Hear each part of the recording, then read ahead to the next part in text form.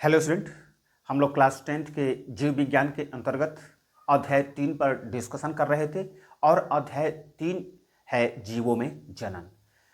उसके पहले पार्ट में हम लोग यह देखे थे कि जीवों में जनन की क्या आवश्यकता है तथा जनन क्या होता है, जनन कितने प्रकार का होता है अर्थात लैंगिक तथा अलैंगिक। अलैंगिक जनन क्या होता है तथा लैंगिक जनन क्या होता है और दोनों के बीच क्या अंतर होता है अर्थात लैंगिक तथा अलैंगिक जनन के बीच क्या अंतर होता है। उसी के साथ हम लोग यह भी देखे थे कि अलैंगिक जनन कितने प्रकार का होता है और उसके अंतर्गत हम लोग यह देखे थे कि विखंडन के द्वारा अलैंगिक जनन कैसे होता है। तो हम लोग आगे आज पार्ट 2 के अंतर्गत हम लोग देखते हैं अलैंगिक जनन। यानी सिंपल सी चीज है कि अलैंगिक जनन जब एकल जीव जब जन्म करता है तो उसे हम लोग अलैंगिक जनन के नाम से जानते हैं। ये सिंपल, ये इसका डिफिनीशन है। अलैंगिक जनन के हम लोग प्रकार देख रहे थे, तो अलैंगिक जनन कई प्रकार से होता है। इसके अंतर्गत हम लोग देख रहे थे कि अलैंगिक जनन विखंडन के द्वारा होता है, मुकुलन के द्वारा होता है, खंडी भवन के द्वारा होता है,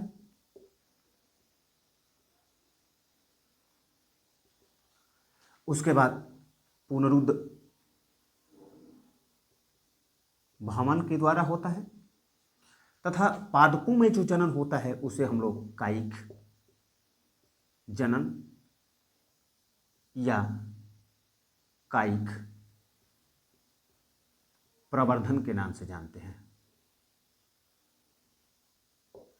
तो हम लोग इसके अंतर्गत विखंडन पर डिस्कशन कर चुके थे। हम लोग मुकुलन को देखते हैं कि आखिर मुकुलन के द्वारा किस प्रकार से अलैंगिक प्रजनन होता है तथा कौन कौन से जीव अलैंगिक प्रजनन मुकुलन के द्वारा करते हैं। तो हम लोग यह देखते हैं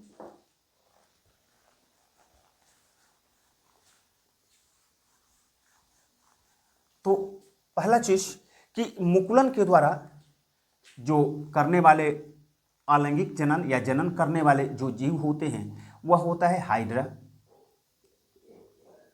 स्पंज,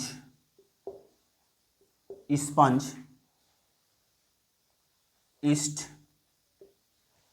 आदि होते हैं। यह निम्न श्रेणी के जंतु होते हैं। इसका सबसे बेहतर उदाहरण होता है हाइड्रा। हाइड्रा कैसे जनन करता है तो मुकुलन के द्वारा जनन करता है। वस्तुतः स्पंज भी कैसे जनन करता है तो मुकुलन के द्वारा करता है। ईस्ट भी कैसे जनन करता है तो मुकुलन के द्वारा करता है, उसमें भी जनन होता है। अब यहां पर यह समझने की चीज है कि मुकुलन के अंतर्गत जनन कैसे होता है। तो देखिए ये सिंपल चीज है कि इसके अंतर्गत जो एकल जीव होता है, क्योंकि हम लोग जानते हैं कि एकल जीव जो जनन करता है उसे ही हम लोग अलैंगिक जनन के नाम से जानते हैं, क्योंकि लैंगिक जनन के अंतर्गत दो विपरीत लिंगी जीवों की आवश्यकता होती है जो आपस में क्या करते हैं, निषेचन करते हैं और निषेचन के परिणाम स्वरूप भ्रूण का विकास होता है और नए संतत जीव का निर्माण होता है या उत्पन्न होते हैं। लेकिन अलैंगिक जनन के अंतर्गत एकल जीव ही जनन करता है। अब इसके अंतर्गत जो एकल जीव होता है उसके शरीर में वृद्धि होता है और शरीर में वृद्धि के क्रम में कोशिकाएं विभाजित होकर के एक उभार, उनके शरीर पर एक या दो उभार उत्पन्न हो जाता है और वही उभार क्या कहलाता है, मुकुल कहलाता है, चाहे बंडिंग कहा जाता है। इंग्लिश में उसको बंडिंग कहा जाता है। और वही मुकुल धीरे धीरे विकसित होकर के एक नए जीव को उत्पन्न करता है। तो इसको हम लोग देखते हैं कि मुकुल के द्वारा कैसे होता है, मुकुलन के द्वारा कैसे जनन होता है। तो हाइड्रा, स्पंज, ईस्ट जैसे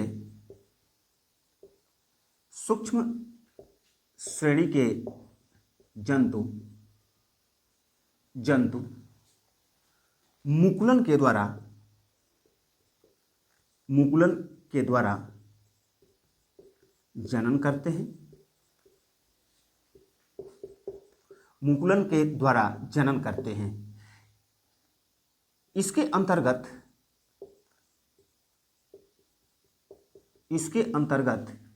एकल जीव के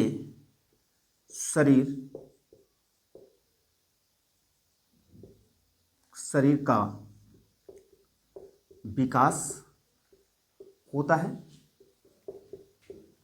है तथा कोशिकाएं सूत्री विभाजन करते हुए विभाजन करती हैं। कोशिकाएं सूत्री विभाजन करती हैं तथा एकल जीव के शरीर पर एक या एक से अधिक उभार विकसित होता है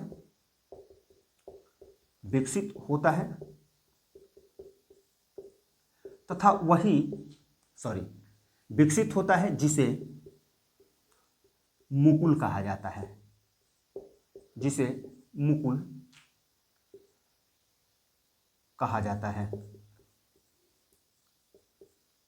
है, यही मुकुल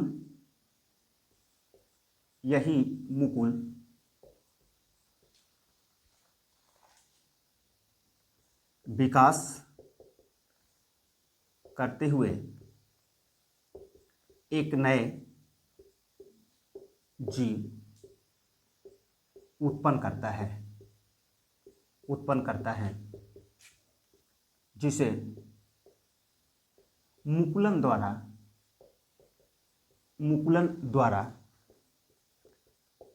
अलैंगिक जनन कहा जाता है। अगर उदाहरण की बात करें तो हाइड्रा, स्पंज तथा ईस्ट इसी प्रकार से क्या करते हैं, जनन करते हैं। अब इसको फिगर के द्वारा हम लोग देखते हैं कि यह मुकुलन के द्वारा कैसे जनन होता है।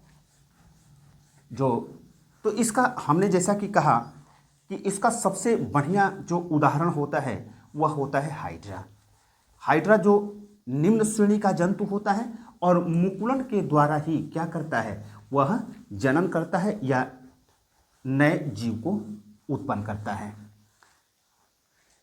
अब इसके अंतर्गत क्या होता है कि ये हाइड्रा का एक चित्र है, ये हाइड्रा का चित्र है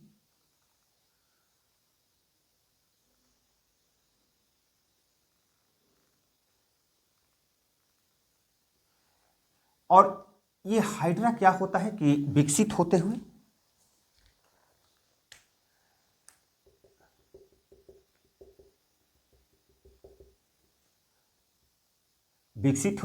इसमें एक उभार उत्पन्न होता है, इसके शरीर में एक उभार उत्पन्न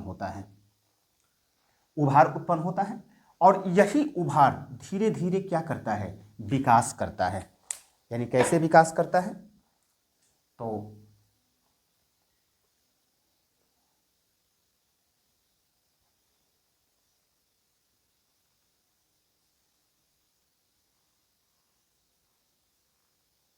ये स्पर्शक होते हैं, ये इसका केंद्रक होता है और ये जो उभार होता है इसे ही क्या कहा जाता है, मुकुल कहा जाता है। यही मुकुल क्या होता है, धीरे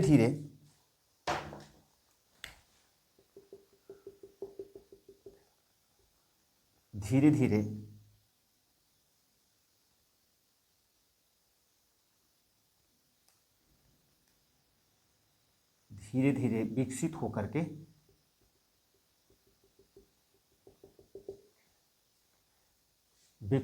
के नए संतति जीव उत्पन्न करता है, उत्पन्न करता है। यह हाइड्रा का चित्र है, यह हाइड्रा का चित्र है।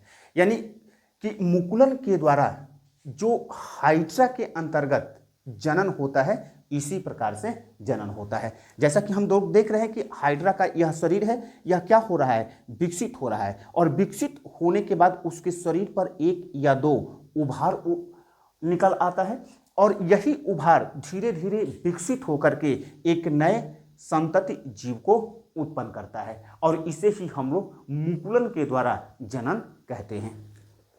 अब हम लोग दूसरा देखते हैं।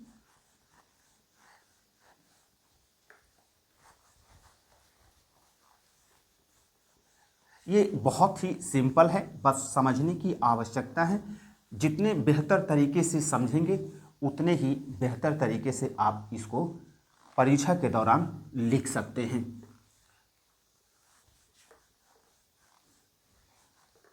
अब हम लोग देखते हैं कि खंडी भवन के द्वारा,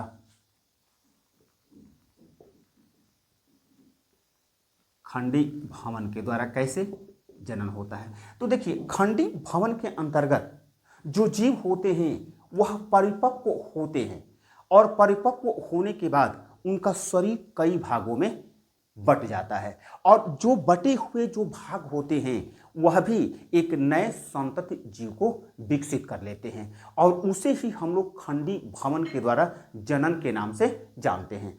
तो इसके अंतर्गत होता क्या है, देखिए ये इंपॉर्टेंट नहीं है, चूंकि मुकुलन इंपॉर्टेंट होता है इसलिए हम लोग मुकुलन को देखें। इसके अंतर्गत जो जनन करने वाले जीव होते हैं, जैसे इसका उदाहरण है कि खंडी भवन के द्वारा स्पाइरो गायरा है, स्पाइरो गायरा, ये स्पाइरो गायरा का हम चित्र बना रहे हैं। वैसे इसके द्वारा यानी कि खंडी भवन के द्वारा जो जनन करने वाले जीव है, इलोथ्रिक्स है, इलोथ्रिक्स, स्पाइरो गायरा, तथा एक और जीव है राइजोप्स, राइजोप्स। ये हम जो चित्र बना रहे हैं स्पाइरो गायरा का है। अब इसके अंतर्गत यह क्या होता है, यह जो जीव है स्पाइरो गायरा है,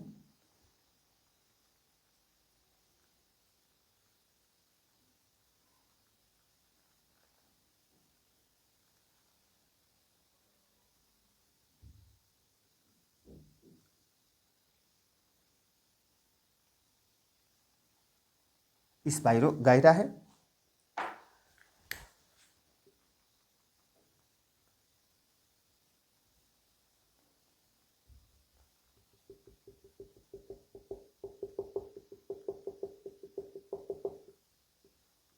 ये केंद्रक है इसका। ये क्या होता है कि कई भागों में टूट जाता है, कई भागों में टूट जाता है।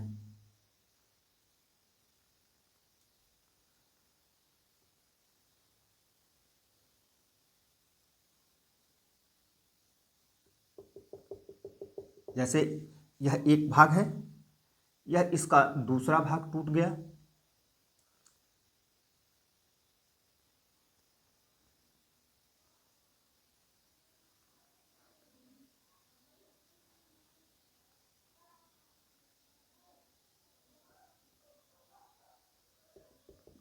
यह दूसरा भाग टूट गया, और इससे क्या होता है, एक नए स्पाइरो गायरा का निर्माण हो जाता है, जैसे ये है।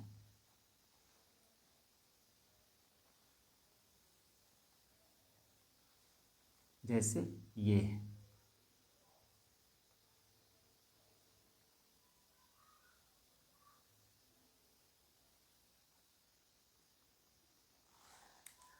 स्पाइरो गायरा।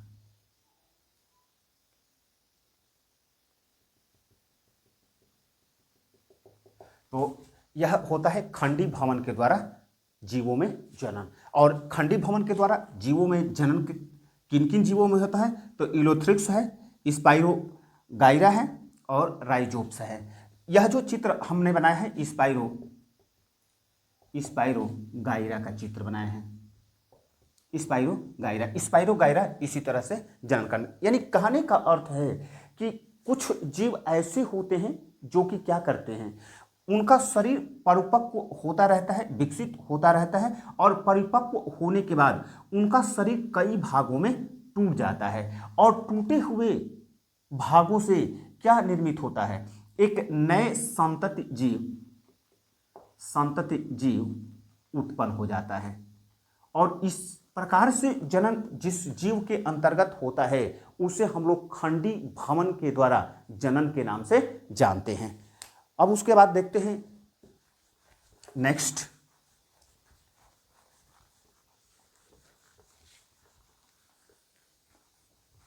नेक्स्ट है पुनरुद्ध भवन। हमने कहा ना कि एकदम बिल्कुल सिंपल है, याद करने की आवश्यकता नहीं है।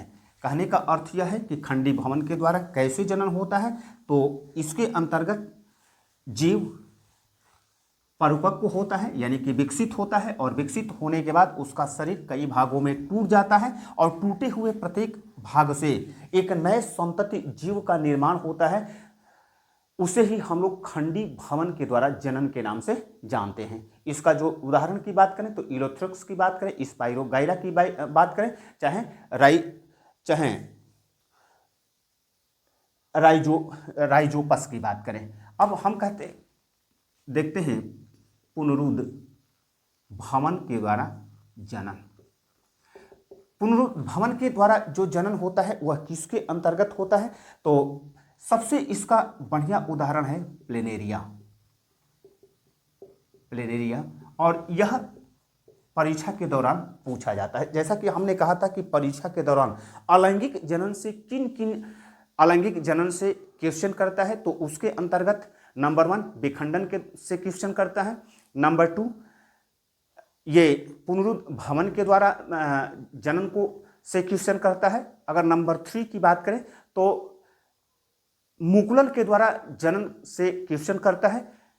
तो हम लोग पुनरुद्ध भवन को देखते हैं कि पुनरुद्ध भवन के द्वारा कैसे जीव जनन करते हैं। तो इसका हमने कहा कि सबसे बढ़िया जो उदाहरण होता है पुनरुद्ध भवन का वह प्लेनेरिया होता है। वैसे हाइड्रा की बात करें, चाहे अमीबा भी कभी कभी इस प्रकार से जनन करता है, उदाहरण है। लेकिन सबसे बेहतर उदाहरण कौन सा है, तो स्पाइरोगाइरा है। उसके चौथा है स्पंज। तो इसके अंतर्गत होता क्या है, यानी कि पुनरुद्ध भवन के द्वारा जनन कैसे होता है, तो पुनरुद्ध भवन के द्वारा जनन होता है कि जब कभी जीव के शरीर छत बिछत हो जाते हैं, यानी उसके शरीर को यदि काट दिया जाता है तो काटने के बाद उसके शरीर से कटे हुए भाग से वह क्या होते हैं, नए जीव विकसित हो जाते हैं। उसे ही हम लोग पुनरुद्ध भवन या इसको ही पुनर्जनन के नाम से जानते हैं, पुनर्जनन के नाम से जानते हैं। इसका सबसे जो बेहतर उदाहरण होता है वह क्या होता है, प्लेनेरिया होता है। अब प्लेनेरिया का चित्र हम लोग बनाते हैं, यहां पर ये प्लेनेरिया का चित्र है, ये प्लेनेरिया का चित्र है।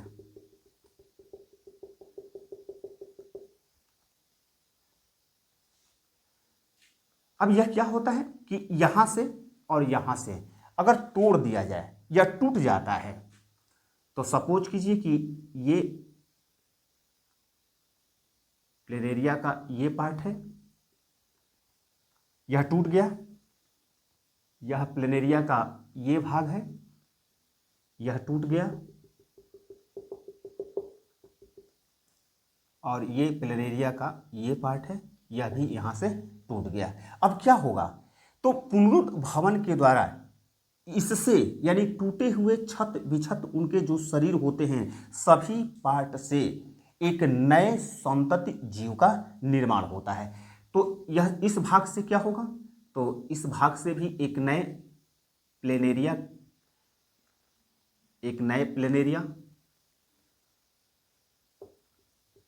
विकसित हो जाएगा। इस भाग से यानी ये जो भाग है इससे भी क्या होगा, एक नए प्लेनेरिया विकसित हो जाएगा।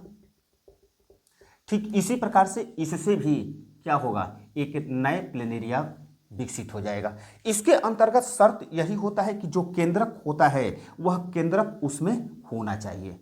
अगर केंद्रक का कोई भाग इन टुकड़ों में मौजूद है तो वह क्या करेगा, वही वृद्धि करते हुए एक नए संतति जीव का निर्माण करेगा, संतति जीव का निर्माण करेगा। तो कुछ नहीं है, आप लोग देखे होंगे कि जैसे कि छिपकली होती है, छिपकली का जो पूंछ होता है जीवन में एक बार कभी न कभी टूट जाता है, और जब टूटता है तो उससे क्या होता है, एक नए पूंछ निकल आती है या उसके स्थान पर एक नई पूंछ निकल आती है। तो वह भी क्या होता है, उसके अंतर्गत ही पुनरुत्थ भवन होता है। वस्तुतः यह पुनरुत्थ भवन जो होता है जनन का प्रकार नहीं है, बल्कि इसके अंतर्गत क्या होता है कि जो भी जीव होते हैं, जैसे हाइड्रा प्लेनेरिया की बात करें, हाइड्रा की बात करें, अमीबा की बात करें, चाहे स्पंज की बात करें, इनका शरीर किसी कारणवश क्षत विक्षत हो जाता है, टूट जाता है। तो टूटने के बाद अगर टूटे हुए भाग में अगर केंद्रक होता है, केंद्रक का अंश होता है, भाग होता है, तो वह केंद्रक क्या करता है, वह विकसित होते हुए यानी कि वह विभाजित होते हुए, उसकी कोशिकाएं विभाजित होते हुए एक नए जीव का निर्माण कर लेती है। और पुनरुत्थ भवन के द्वारा जो जनन होता है उसका सबसे बेहतर जो उदाहरण है क्या है, प्लेनेरिया है। तो यह हुआ आपका चौथा। पांचवा हम लोग देखते हैं जो कि इस लेसन के अंतर्गत सबसे महत्वपूर्ण है और उससे कई बार क्वेश्चन बना हुआ है, तो वह है कायिक जनन। कायिक जनन, इसी को कायिक प्रवर्धन बोला जाता है। इस प्रकार का जनन किस में होता है, तो इस प्रकार के जनन एकल पादप में होता है, पादप में होता है। इसके अंतर्गत होता क्या है कि कोई भी एकल पौधा के कायिक भाग से, कायिक भाग कौन कौन से हो सकते हैं, तो चाहे जड़ की बात करें, तना की बात करें, चाहे पत्तियों की बात करें, चाहे कलिका की बात करें, उसके कायिक भाग से एक नए पौधे उत्पन्न होता है और उसे ही हम लोग कायिक जनन के नाम से जानते हैं। बहुत सिंपल है, इसको कुछ नहीं करना है, बस थोड़ा सा ध्यान देंगे तो आप समझ जाएंगे। तो हम लोग लिखेंगे कैसे, तो जब कोई एकल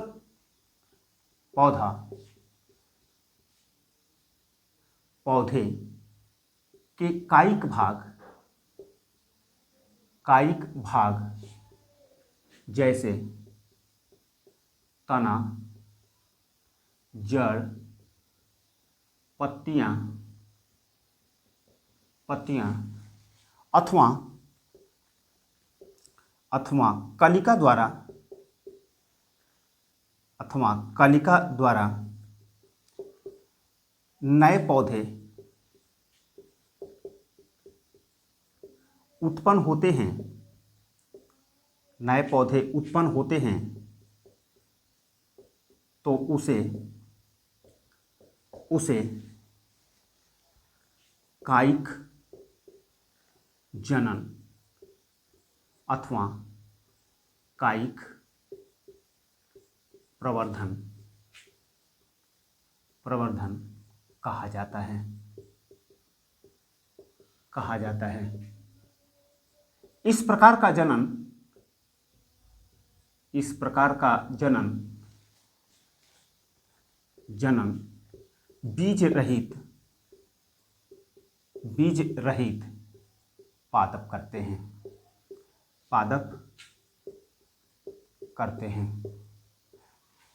वस्तुतः यह देखा जा रहा है, वर्तमान समय में देखा जा रहा है कि कृषि क्षेत्र के अंतर्गत कायिक प्रवर्धन का प्रयोग करके उन्नत किस्म के पौधे तैयार किए जा रहे हैं। तो हम लोग देखेंगे उसको, क्योंकि इसी आधार पर जो कायिक जनन होता है वह दो प्रकार का होता है, एक प्राकृतिक कायिक जनन तथा दूसरा कृत्रिम कायिक जनन। तो यहाँ पर हो क्या रहा है, तो जब कोई एकल पौधा, क्योंकि हम जानते हैं कि अलैंगिक जनन किसके अंतर्गत होता है, तो एकल जीव के अंतर्गत होता है, और एकल जीव जो जनन करता है उसे ही हम लोग अलैंगिक प्रजनन के नाम से जानते हैं। तो एकल जीव के कायिक भाग, कायिक भाग क्या हो सकता है, तो तना भी हो सकता है, जड़ भी हो सकता है, पत्तियां भी हो सकती हैं, अथवा उसकी कलिका के द्वारा जो नए पौधे उत्पन्न होते हैं उसे ही हम लोग कायिक प्रवर्धन या कायिक जनन के नाम से जानते हैं। यह जो इस प्रकार का जो जनन होता है अधिकांशतः बीज रहित पौधों में होता है। तो यहाँ पर हम लोग देखेंगे कि यह जो कायिक जनन होता है कितने प्रकार का होता है, लेकिन जो इसके कायिक भाग हैं, जैसे कि हमने कहा कि एकल पौधे के कायिक भाग, तो कायिक भाग जैसे अगर हम जड़ की बात करें, तना की बात करें, चाहे पत्तियों की बात करें, तो कौन से ऐसे पौधे होते हैं जो कि जड़ के द्वारा जनन करते हैं, कौन से ऐसे पौधे होते हैं जो कि तना के द्वारा जनन करते हैं, तथा कौन से ऐसे पौधे होते हैं जिनके अंतर्गत पत्तियों के द्वारा जनन होता है। तो अगर हम जड़ के द्वारा जनन की बात करें तो शकरकंद, शतावर, डहेलिया,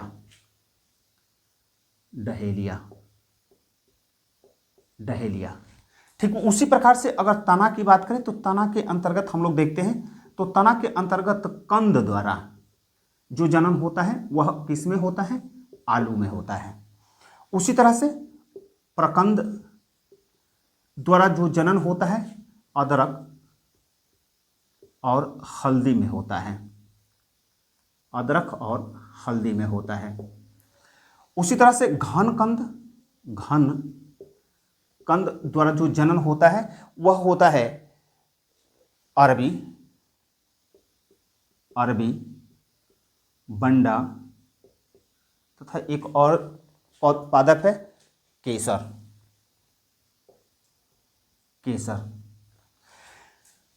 उसके बाद प्रकंद द्वारा किस पादप में के अंतर्गत जनन होता है, तो प्याज,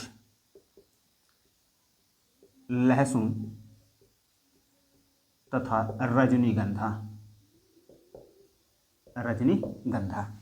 यानी कहने का अर्थ है कि जो पादप का कायिक भाग, जड़ की बात करें तो जड़ से पौधे का जनन करने वाले कौन कौन से पादप हैं, तो शकरकंद, शतावर, डहेलिया। उदाहरण याद रखिएगा, बहुविकल्पी के प्रश्न इन्हीं सब उदाहरणों से बनता है। उसी प्रकार से अगर तना से कायिक जनन करने वाले कौन से पौधे होते हैं, तो तना से कंद द्वारा, क्योंकि जो आलू होता है वह जमीन के नीचे रहता है और वह क्या है, तना है, तो वह उसे हम लोग क्या कहते हैं, कंद कहते हैं। उसके अंतर्गत होता क्या है कि जो पादप होता है जो प्रकाश संश्लेषण की प्रक्रिया के द्वारा भोजन बनाता है, तो वह भोजन उसके कंद में इकट्ठा होता रहता है, संचय होता रहता है, और वह कंद क्या हो जाता है, फूल करके बड़ा हो जाता है, और उसी में क्या होता है, उसी में कलिका का निर्माण होता है, और उसी कलिका के द्वारा एक नए पौधे उत्पन्न होते हैं। उसी प्रकार से अगर प्रकंद की बात करें तो अदरक और हल्दी की बात करें, घनकंद की बात करें तो अरबी, बंडा और केसर। उसी प्रकार से अगर प्रकंद की बात करें तो आप लोग प्याज देखते होंगे, प्याज, लहसुन तथा रजनीगंधा इसके उदाहरण हैं। अब पत्तियों के द्वारा तो पत्थर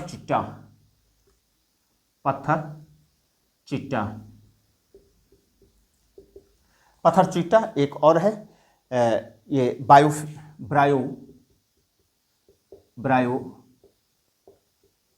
फिल्म, और एक और इसका उदाहरण है बिगोनिया है,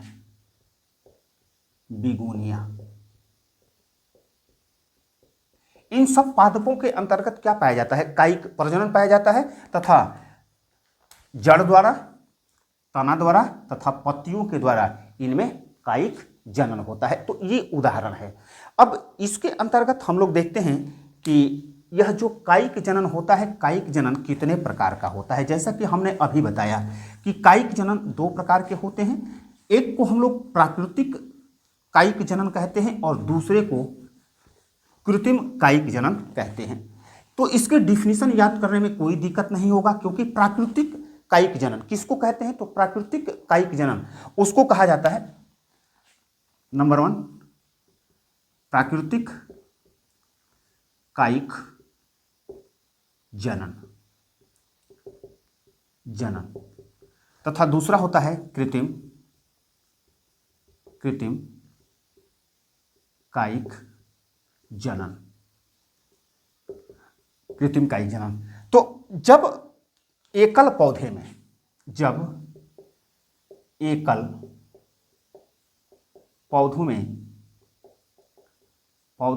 पौधों के कायिक भाग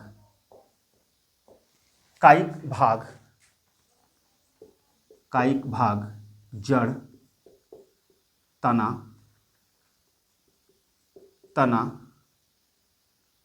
पत्तियां अथवा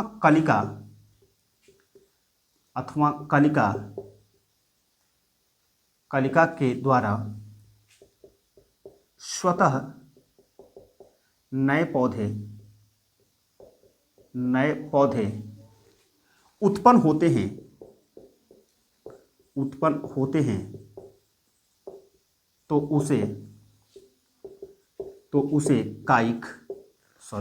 उसे प्राकृतिक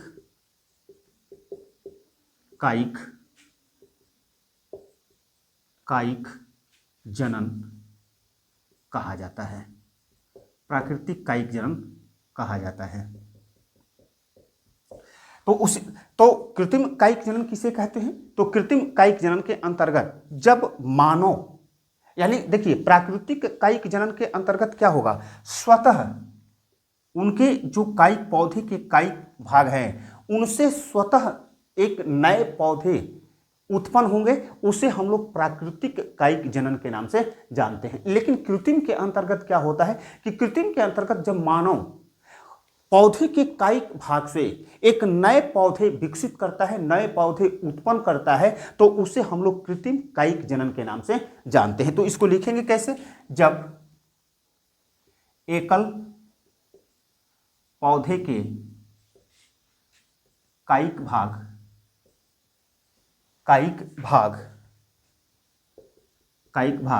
जड़, तना, पत्तियां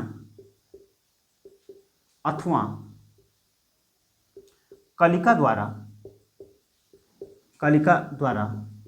मानव नए पौधे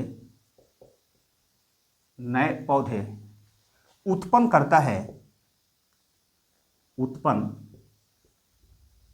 करता है तो उसे कृत्रिम कायिक जनन कहा जाता है। कृत्रिम कायिक जनन कहा जाता है। तो यह हुआ कायिक जनन।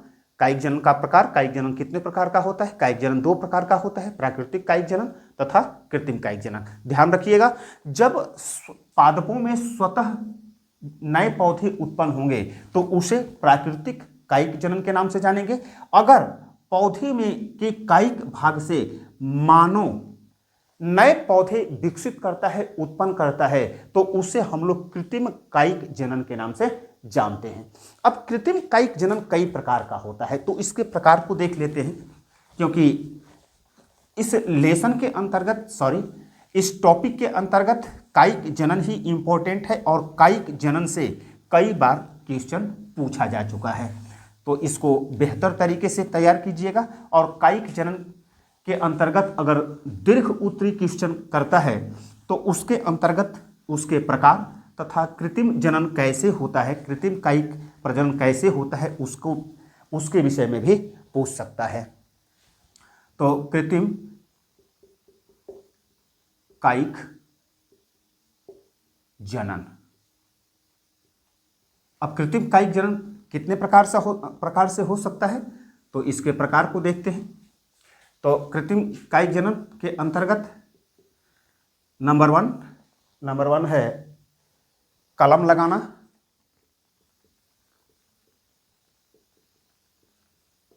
दाब लगाना, दाब लगाना, गूठी बांधना, गूठी बांधना, तथा चौथा है रोपण द्वारा, रोपण द्वारा। देखिए बहुत सिंपल है, यह क्या है, कृत्रिम कायिक जनन का प्रक्रिया है, विधि है। क्योंकि हमने क्या देखा कि मानव जब किसी पौधे के, एकल पौधे के कायिक भाग से यदि नए पौधे उत्पन्न करता है तो उसे हम लोग कृत्रिम कायिक जनन के नाम से जानते हैं। अब प्रश्न यह उत्पन्न होता है कि मानव किस प्रकार से एकल पौधे के कायिक भाग से नए पौधे विकसित करता है। तो इसकी ये विधियां हैं, इसकी ये विधियां हैं। अगर हम कलम विधि के द्वारा बात करें तो कलम विधि के द्वारा, जैसे गुलाब की बात करें, चाहे गुड़हल की बात करें,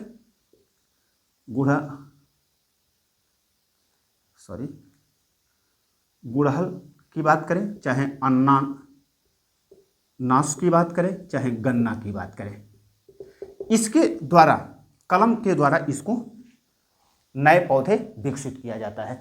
तो इसके अंतर्गत होता क्या है कि एकल पौधे के तने को काट लिया जाता है और काटने से पहले यह ध्यान दिया जाता है कि उसके कलिका पर्व उसमें हो, और कलिका पर्व वाले भाग को काट करके छोटे छोटे टुकड़ों में बना लिया जाता है और उसके बाद उसके एक भाग को जमीन के अंतर्गत क्षैतिज दिशा में गाड़ दिया जाता है। कुछ दिन के बाद उसके जो परसर्व कलिका का भाग होता है, जो पर्व होता है, उससे पत्तियां विकसित हो जाता है तथा जड़ जो जमीन के अंतर्गत उसके दूसरे भाग हैं उसके अंतर्गत जड़ विकसित हो जाता है और इस प्रकार से नए पौधे विकसित हो जाते हैं। इसका सबसे अच्छा उदाहरण देखते हैं गुलाब का फूल। जैसे कि यह क्या है, यह मृदा है, यह मृदा है और इसको क्या करना है, तो ऐसे पार्ट्स को लेना है, इस तरह से क्षैतिज दिशा में गाड़ना है और इसके ऐसे पार्ट्स को लेना है जिसमें क्या होते हैं, पार्श्व कलिका होती है, ये कलिका होता है। यहां से ऐसे दिखाई देता है जैसे क्या है, वहां से पत्ते निकले हों। उसके बाद कुछ दिन इसको छोड़ देने पर इससे क्या होता है कि इससे एक नया पौधा विकसित हो जाता है, यानी कि जो जमीन के अंतर्गत होता है उससे जड़ें निकल आती हैं और जो कलिका पर्व होता है, कलिका पर्व से पत्ते बाहर निकल आते हैं और इस तरह से एक नया पौधा विकसित हो जाता है। इसी को हम लोग कलम के द्वारा कृत्रिम कायिक जनन के नाम से जानते हैं। अब दूसरे को देखते हैं, दाब लगाना। कुछ पौधे ऐसे होते हैं, जैसे अगर हम बात करें बेला की बात करें या चमेली की बात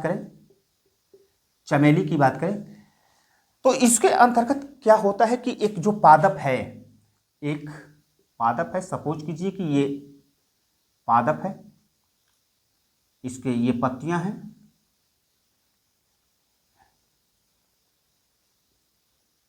ये पत्तियां हैं,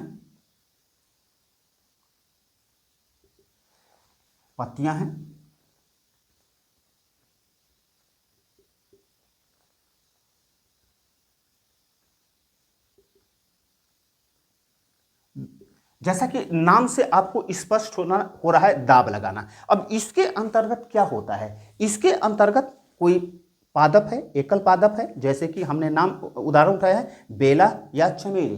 तो बेला या चमेली का जो एक तना होता है, एक शाखा होती है, उसको पकड़ करके, चूंकि वह क्या होती है, लचीली होती हैं, उसको पकड़ करके उसको जमीन, ये क्या है, मृदा है, जमीन पर दाब लगा दिया जाता है। जैसा कि इसका जो विधि है दाब लगाना, और दाब लगा दिया जाता है और दाब लगा करके कुछ दिन छोड़ दिया जाता है।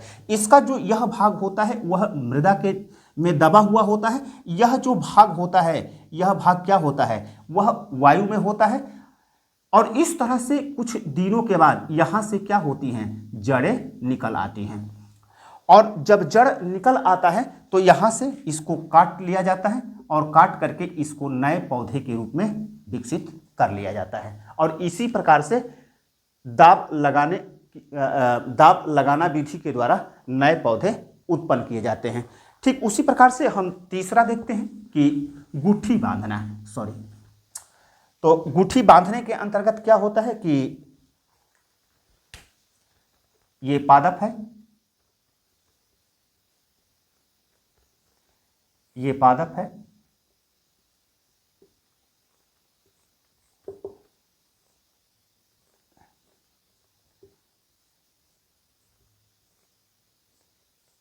कभी कभी क्या होता है कि कुछ ऐसे पादप होते हैं जो परिपक्व होते हैं, परिपक्व होते हैं, या कहने का अर्थ यह है कि वह क्या होते हैं, वृद्ध कह सकते हैं या बड़े पौधे कह सकते हैं। उनकी डालें क्या होती हैं, सख्त होती हैं, उसको वह लचीली नहीं होती हैं। अगर लचीली होती तो दाब लगाना विधि के द्वारा हम लोग उससे कृत्रिम कायिक जनन कर सकते थे। लेकिन यहाँ पर क्या होता है कि यह क्या होते हैं, परिपक्व होते हैं, और परिपक्व होने के कारण उनकी जो शाखाएं होती हैं वह शाखा लचीली नहीं होती हैं। तो उसमें क्या किया जाता है, इसमें इसको हम बना लेते हैं। तो यह जो शाखा है इसको ऊपर से छिलके हटा लिए जाते हैं, ऊपर से छिलके हटा लिए जाते हैं। छिलके हटा करके यहां पर कॉटन से और इसके अंतर्गत आवश्यक पोषक युक्त मृदा, यानी आवश्यक पोषक युक्त मृदा रख करके यहां पर कॉटन से इस तरह से क्या कर दिया जाता है, बांध दिया जाता है, बांध दिया जाता है। इसको नमी के लिए, हालांकि किताब में इसको एग्जाम्पल बनाया है, इसको नमी के लिए या तो हम उस पर पानी दे सकते हैं या फिर उसके ऊपर हम कोई ऐसा चीज लगा सकते हैं। तो किताब के अंतर्गत तो दिया है कि एक उसके अंतर्गत क्या करेंगे, एक मटका बांध देंगे, उसके नीचे छेद कर देंगे, इसमें कॉटन बांध देंगे और उससे बूंद बूंद पानी गिरता रहेगा। तो यह कोई आवश्यक नहीं है, क्योंकि आप शाम सुबह इस पे क्या कर सकते हैं, पानी डाल सकते हैं। तो यहाँ पर क्या हो जाएगा, धीरे धीरे यहाँ पर जो बंधा हुआ पार्ट्स है, ये बंधा हुआ पार्ट्स है, इस बंधे हुए पार्ट्स के स्थान पर जड़ें निकल आएंगी, और जब जड़ें निकल आएगा तो यहाँ से काट करके एक नए पौधे के रूप में इसको विकसित किया जाता है, और इसी को गूंठी बांधना विधि कहा जाता है। अब हम लोग देखते हैं कि रोपण विधि के अंतर्गत कैसे एक नए पौधे विकसित किया जाता है। तो रोपण विधि के द्वारा खासतौर से आज कृषि क्षेत्र में रोपण विधि का ही प्रयोग किया जा रहा है, क्योंकि इस रोपण विधि के द्वारा उन्नत किस्म के तथा भिन्न किस्म के पौधे उत्पन्न किए जा रहे हैं। इस विधि के अंतर्गत क्या किया जाता है कि इस विधि के अंतर्गत कोई पादप जो निम्न श्रेणी का होता है, जो निम्न श्रेणी का होता है, निम्न श्रेणी का होता है, उसमें इस प्रकार से कट लगा लिया जाता है, कट लगा लिया जाता है। इसको क्या बोला जाता है, स्कंद बोला जाता है, इसको स्कंद बोला जाता है। और कोई उच्च किस्म के जो पादप होते हैं उनकी टहनियों को काट करके उसमें इस प्रकार से कट लगा लिया जाता है, इस प्रकार से कट लगा लिया जाता है, इस प्रकार से कट लगा लिया जाता है। इसको क्या बोलते हैं, कलम बोलते हैं, श्याम भी इसको बोला जाता है, इसको कलम बोला जाता है। और इस प्रकार से यहां पर क्या करते हैं, कॉटन के द्वारा बंडिंग कर देते हैं, बांध देते हैं। कुछ दिनों के बाद इसमें से स्वतः क्या निकल आती हैं, जड़ें निकल आता है, जड़ें निकल आता है। और इस तरह से यह क्या होता है, एक उन्नत किस्म का नया पौधा विकसित हो जाता है, विकसित हो जाता है। जैसे अगर हम कहें कि यह क्या है, एक सफेद गुलाब है, सफेद गुलाब है, तथा इसका जो कलम है वह क्या है, वह लाल गुलाब है, गुलाब है। तो इससे जो नया पौधा विकसित होगा उसका फूल कैसा होगा, तो वह गुलाबी रंग का होगा, गुलाबी रंग का होगा। इससे क्या हो गया, एक नया भिन्न किस्म का पौधा उत्पन्न हो गया।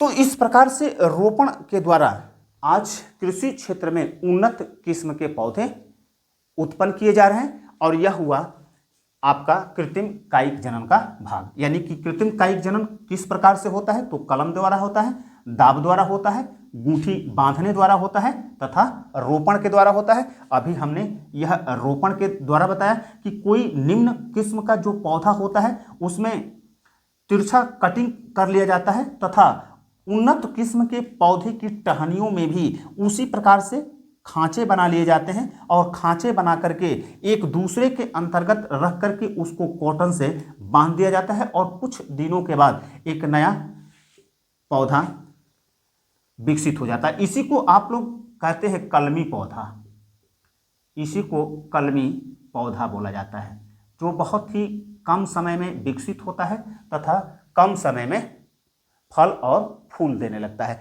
अब यहाँ पर देखते हैं, एक और चीज देख लेते हैं कि कायिक जनन का क्या लाभ है।